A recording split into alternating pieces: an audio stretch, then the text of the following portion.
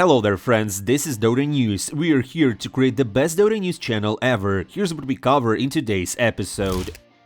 Secret strategy from SabeRLight, the end of the story of Arteeze and Cr1t, new patch, Topson and Cloud9 are back, ESL1 Kuala Lumpur matches recap, and much more. Without further ado, let's get straight to it.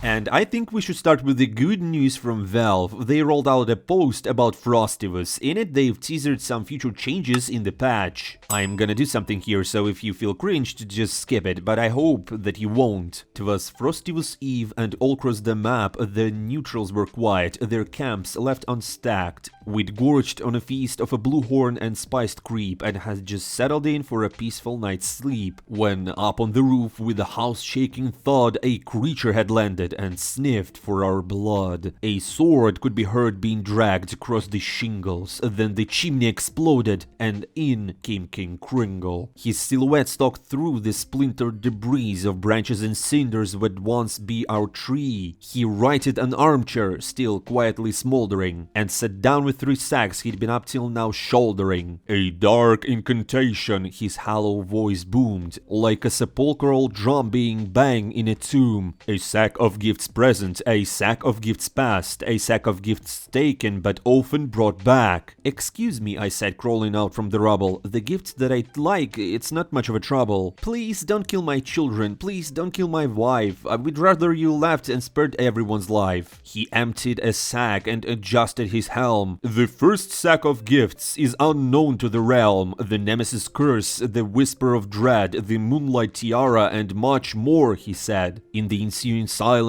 not a lone breath was drawn. I coughed to help jog him. Well, please, do go on. His gauntleted hand dumped sack 2 on the floor, and it was full of new items. Wait, I've seen this before. Some gifts I've improved, and some I've deranged. All that have concerned you is that they have changed. The Orb of Corrosion, Arcane Boots, Bloodthorn, these and more I have altered since they last were worn. We looked through the items he'd spilled on the floor. These are lovely, I told him, but you'd hinted some more. The third gift, he said as he grabbed the last sack, is my favorite kind, the gift I take back. Not Ring of Aquila, please, not Titan Sliver, not Penta-Edged Sword, I sobbed with a quiver. I'm taking them all, he said with a laugh, and Quickening Charm and good old Quarterstaff. 2 sacks were now empty, the third one was stuffed. He grabbed them and back up the chimney he huffed. He sprang to his bone sleigh and winked a goodbye, then flew from the roof and tore open the sky. And we heard him exclaim as he left the facilities, "The Tormentor and Roshan shall have new abilities." Yes, thank you, stop clapping please. Wow, that looks like a huge announcement for the future patch. Without Ring of Aquila, Titan Sliver, Pentasword and Quarterstaff, and new abilities for Roshan and Tormentor, okay. Also, how many other items and heroes would be changed? Are you waiting for the new patch? Please rate my cringe 1 to 10 in the comments below. Now, let's get to reshuffle rumors. First, a very famous analyst and insider, Storm, told a very interesting information about future Dota 2 rosters. According to him, Cloud9 can be back to the scene and Astralis can enter as well, but there's a lack of players at the moment and he doesn't really know who could they sign. Friends, let's help him out. If you have any suggestions, please write your thoughts in the comments below. Maybe let's bring back some legendary players like PPD. Furthermore, according to Storm, in the new Xtreme Gaming, XM, XXS, Syncyu, and DY will be playing. In the current roster there is only MA, but, you know, they still have plenty of time and money to spare. Storm also spilled some tea about Tundra. He shared that Topson will be coming back really soon. Oh, what a news! Would you like to see Cloud9 in Dota again and Topson in Tundra? Can he have a chance this time? Maybe they will finally do something. Now, some news from Blacklist offlaner Gabbi. He gave an interview to ESL in which he talked about his experience of playing in Europe. What I learned from Europe is to be able to read the game better. Also, I learned to be more calm in communications. With us, you know, in the Southeast Asia, players can be more excited when communicating about the game. If anyone remembers the old Beast Coast lineup, they'll remember what crazy strategies the CE guys play with. Gabbi also talked about the Asian lands. Of course, it's good for us because it's only a 3-hour flight from the Philippines to Malaysia, and when you play in America or Europe, you have to travel all day to get to the tournament. Unfortunately, dude, there are no faster ways to travel. It's what it is, it's esports. And surely, yes, you're right, for esports players to adapt to new time zones and all that is very difficult, and we saw that on TI, for example. Next, Tundra's carry Timado talked about his new teammate Immersion in an interview. Before inviting Immersion, we asked Kasane who would he like to play with. He suggested to play with him specifically because they were kind of friends. Immersion is a really cool guy, he's easy to work with. I like that he's team-oriented and does it like a real pro. Yeah, and also Kasane and Immersion communicate in Russian quite often, so they feel a synergy. Okay, Timado, of course it's cool that the guys communicate in their native language and understand each other well, but it affects the team, you know? It seems to me that when you have such a communication in the laning stage, for example, it's cool, no problem, but when you get to the mid-game or late game, it can be really bad for your team. What do you think, guys? Is it okay? Please write your thoughts in the comments below. You know, after the crazy reshuffle period we had recently, a lot of teammates and legendary duos who were playing together had to say goodbye to each other. For example, this happened to 2 pairs at once. And the first ones are XXS and BoBoKa. Here's what BoBoKa said. XXS and I have been playing together for quite some time, but it was time for us to make a change. Playing in different teams is an opportunity for personal growth. Together, we couldn't keep performing anymore. And you surely know that Arteeze and Cr1t had also to split up after playing together for such a long time. Here's what Cr1t said. It's not a bad thing, because I think we both realized it was time for us to go separate ways. I think it's a big relief. We don't have to worry anymore because we had 2 tough years and it was like a test for our friendship. Now we can just be friends and not worry about being teammates, so it's great. Yeah, and I agree on that. Sometimes it's really hard for friendships to last, and if this test has been passed, then I'm happy for them. It's cool. Let's just wish both of them good luck and see how they will perform in esports scene next. Somnus told us what he thinks of Team Spirit. Only unrelenting pressure can work against Spirit. You can't just farm. When Yadro comes out, he'll just destroy you guys. Stop farming, LGD. Take action. They seem to play every role perfectly. They're flawless. They're really enjoyable to watch. Yeah, and I totally agree with Somnus. There's a reason why Spirit have been called the best team in the world. They are well deserving such honors. Other interesting news came from China. G2IG carry Monet shared his opinion on best carry heroes of the patch and the reason for picking Chaos Knight after nerfs. According to Monet, the best carries are Morphling and Spectre. He says that Morphling is very strong on laning stage and Spectre can help other lanes after reaching level 6. And they both can deal tons of damage. Also, during the match against 9 Pandas, Monet picked nerfed Chaos Knight, and according to G2IG's carry, CK is still very strong, but laning stage became harder. Next, Team Secret's offlaner Boom talked about how he came back to the team. The last thing I expected was to get written up again. I left the team about 5 months ago and was already talking to other teams, and then Poppy wrote me a planned lineup. It looked pretty good. MidOne used to play really well, I was a fan, so that's what happened. Let's see what awaits them.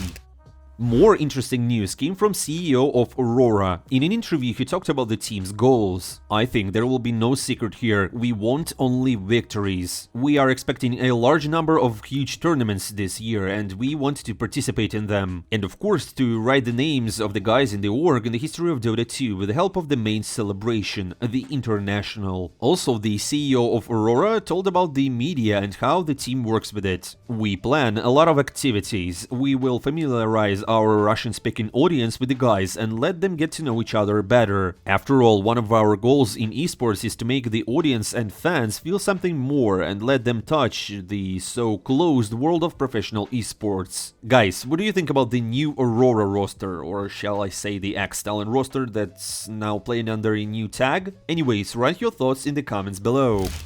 Next, SabeRLight told how to win in pubs. It's a secret strat. When you lose on all heroes, people open up your pro tracker and think, wow, this guy's bet on absolutely everything, we're not going to ban any of his heroes. And then I can get my Enigma and bang them. But this tactic only works on high rankings, simply because pro tracker won't work on 2k MMR. Nice advice, SabeRLight, thank you. He also commented on his game against LGD. Second game, very sus. Mouse rank ran out of battery, keyboard kept disconnecting, PC lagging, brain lagging, tummy hurt, team almost carried. I carry them in playoffs, mark my words. Okay, SabeRLight, we believe you, we trust you. You will definitely carry them in the playoffs. Good luck.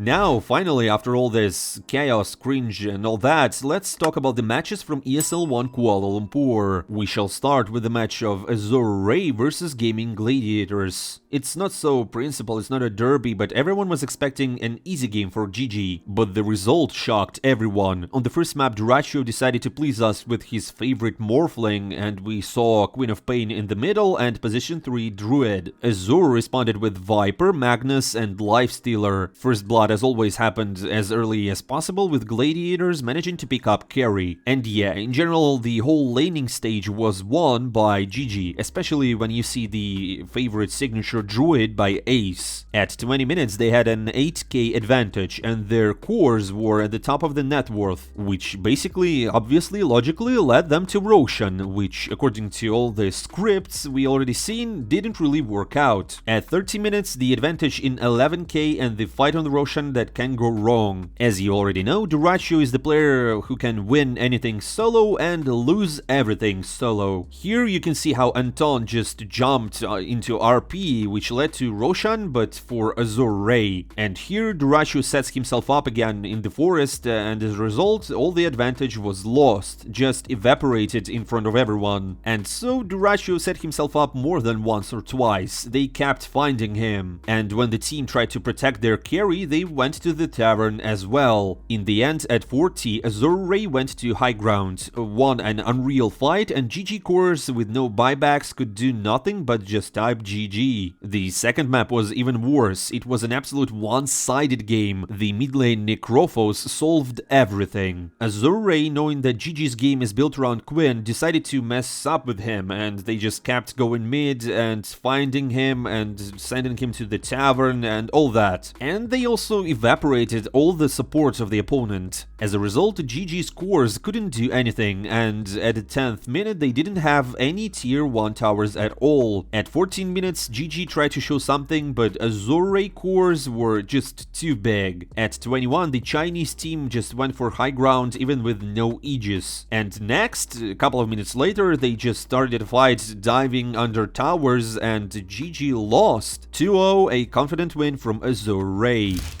But hey, listen, the most interesting part started after the match. Because of the defeat of the Gladiators, they were equal on points with Team Secret and had to decide who will go to the top grid. And Quinn had to stand solo mid against MidOne on Shadow Fiends. And right from the start, Quinn played very strong, always leaving the opponent on low HP. At some point, MidOne decided to come back, but he didn't really succeed and went to get hit by neutrals. Then, in a very close fight, Quinn took MidOne down and won a trip to the top grid for his team. And even more fun started after this happened, because Boom, the former GG mid laner and current Team Secret offlaner, expressed his opinion about MidOne's game with a strange tweet. What do you think, guys? For me personally, it's only my opinion, I would really like to see Boom in the mid lane in this skirmish, because, you know, Boom versus Quinn, all the drama, ex-GG mid laner versus current GG mid laner and all that. Moreover, I don't really think that MidOne these days can perform well. But anyways, I believe that's all for today. Thank you for watching. Don't forget to leave your feedback in the comments below, because it's really important for me to improve by listening to you guys. Also, hit that subscribe button to follow the best Dota 2 news channel. I am not saying goodbye for a long time. See you soon.